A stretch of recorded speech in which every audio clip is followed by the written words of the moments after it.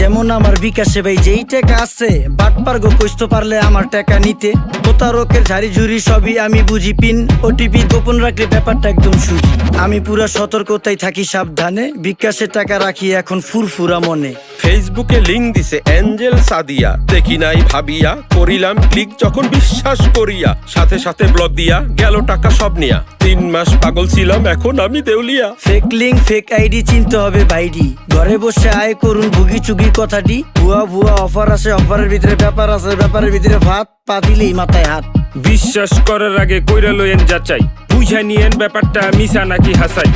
অভিনন্দন স্যার, আপনি lucky winner হিসেবে 10 লক্ষ টাকা জিতেছেন। মাত্র 10,000 টাকা দিয়ে রেজিস্ট্রেশন করলেই পাচ্ছেন 10 লক্ষ টাকা। কি কইতাছে কাকা?